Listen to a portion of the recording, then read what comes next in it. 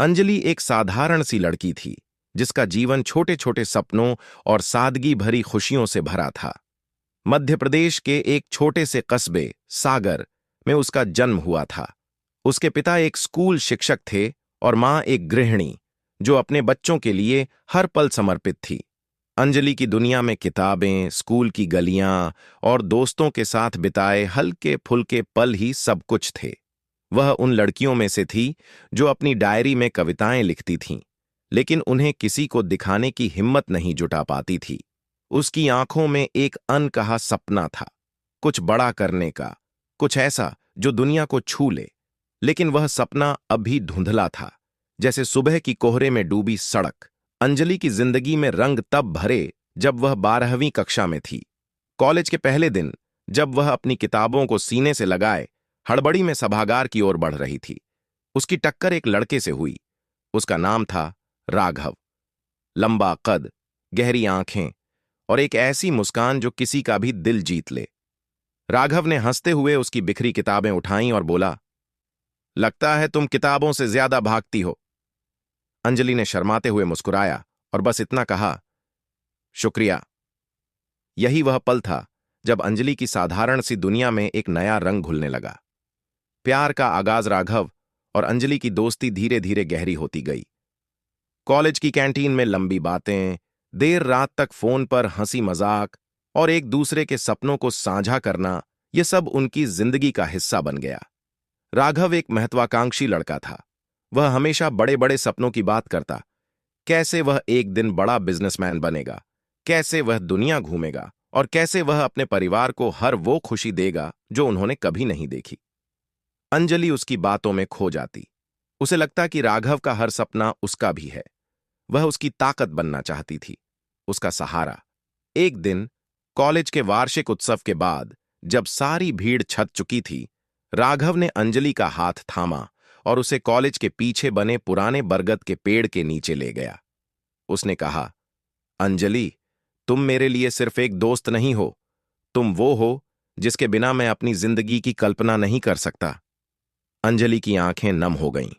उसने कभी नहीं सोचा था कि उसका साधारण सा जीवन इतना खूबसूरत मोड़ लेगा। उसने हां कहा, और उस पल से उनकी दुनिया एक दूसरे के इर्द गिर्द घूमने लगी। 2 साल बीत गए। अंजलि और राघव अब कॉलेज के आखिरी साल में थे। अंजलि ने अपने सपनों को राघव के सपनों के साथ जोड़ लिया था। वह सोचती थी कि एक दिन वे दोनों मिलकर एक खूबसूरत जिंदगी बनाएंगे। लेकिन धीरे धीरे राघव में बदलाव आने लगा। वह पहले जैसा नहीं रहा। उसकी बातों में अब पहले वाली गर्माहट नहीं थी। वह अक्सर व्यस्त रहने लगा, फोन कॉल्स कम हो गए और मुलाकातें और भी कम। अंजलि ने इसे कॉलेज की पढ़ाई और भविष्य की चिंताओं का दबाव समझा। उसने खुद को समझाया कि यह सब सामान्य है, लेकिन एक दिन सच्चाई ने अंजलि के दिल को चाकू की तरह चीर दिया। कॉलेज के एक दोस्त ने उसे बताया कि राघव किसी और लड़की, मेघना, के साथ देखा गया है।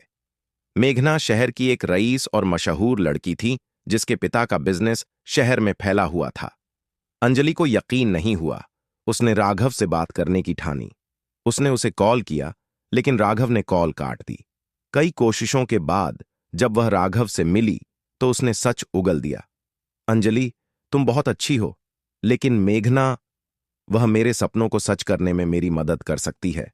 उसके पिता मेरे बिजनेस आइडिया में निवेश करने को तैयार हैं। तुम समझती हो ना? राघव की आवाज में ठंडक थी, जैसे वह कोई सौदा समझा रहा हो।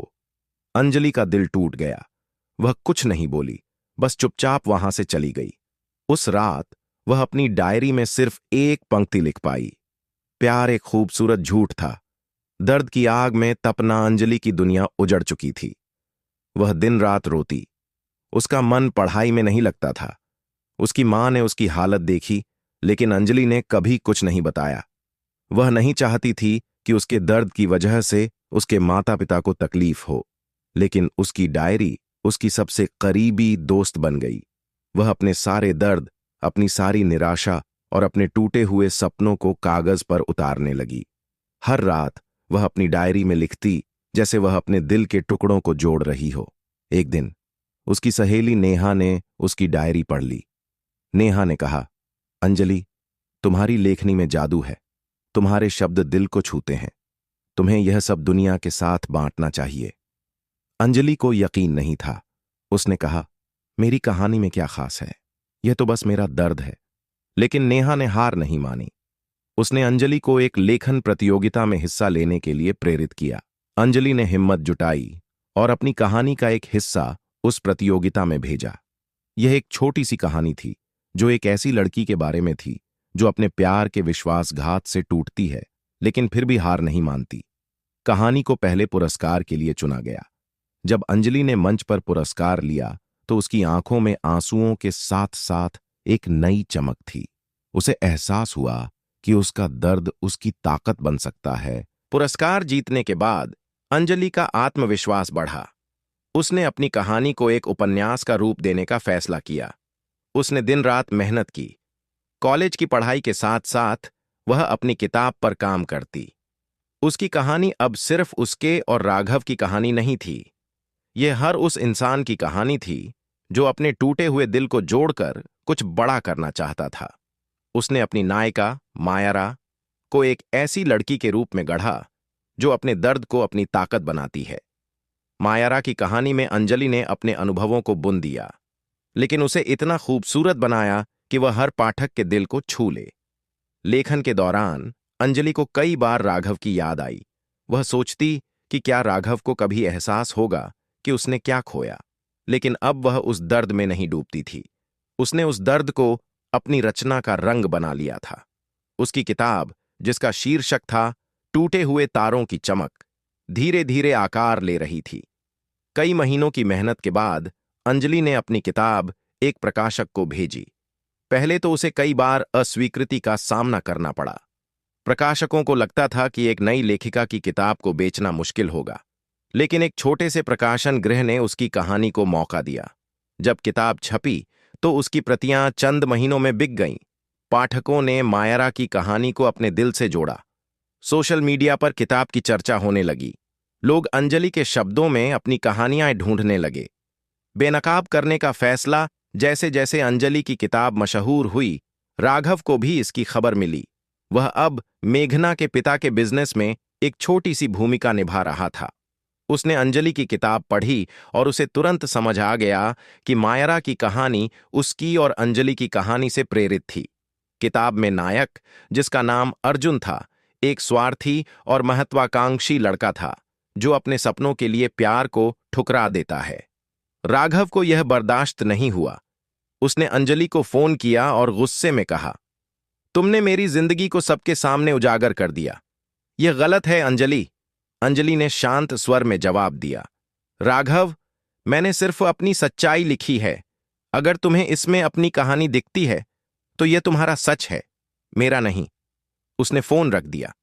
यह पहली बार था जब अंजलि ने राघव के सामने बिना डरे अपनी बात रखी थी। उसे एहसास हुआ कि वह कमजोर लड़की नहीं थी जो राघव के एक इशारे पर टूट जाया करती थी। अंजलि की किताब ने उसे न सिर्फ एक लेखक के रूप में पहचान दी, बल्कि उसे अपने भीतर की ताकत का भी एहसास कराया। उसने अपने दर्द को अपनी सबसे बड़ी ताकत बनाया। उसकी किताब की सफलता के बाद उसे कई साहित्यिक आयोजनों में बुलाया जाने लगा। उसने अपनी कहानी को दुनिया के सामने साझा किया, कैसे एक साधारण सी लड़की ने अपने टूटे हुए दिल को जोड़कर एक नई शुरुआत की। राघव, दूसरी ओर, मेघना के साथ अपने रिश्ते में कभी वह खुशी नहीं पा सका जिसकी उसे तलाश थी। मेघना के पिता के बिजनेस में वह सिर्फ एक कर्मचारी बनकर रह गया। उसे एहसास हुआ कि उसने अंजलि जैसे अंजलि ने अपनी दूसरी किताब पर काम शुरू कर दिया। इस बार उसकी कहानी एक ऐसी औरत की थी जो अपने अतीत को पीछे छोड़कर एक नई जिंदगी की शुरुआत करती है। ये कहानी अंजलि की अपनी जिंदगी का अगला अध्याय थी। वह अब सिर्फ एक लेखक नहीं थी, वह उन तमाम लोगों के लिए एक प्रेरणा थी जो अपने दर्द को अपनी ताकत बनाना चाहते थे। अंत, एक चमकता सितारा अंजलि की कहानी एक साधारण सी लड़की की असाधारण यात्रा थी। उसने अपने टूटे हुए दिल को न सिर्फ जोड़ा बल्कि उसे एक ऐसी कहानी में ढाला जो लाखों दिलों को छू गई।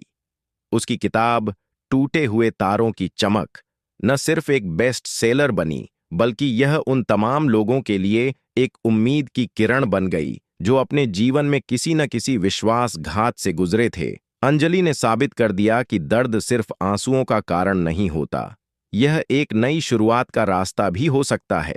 उसकी कहानी हमें सिखाती है कि जब आप अपने दर्द को अपनी ताकत बनाते हैं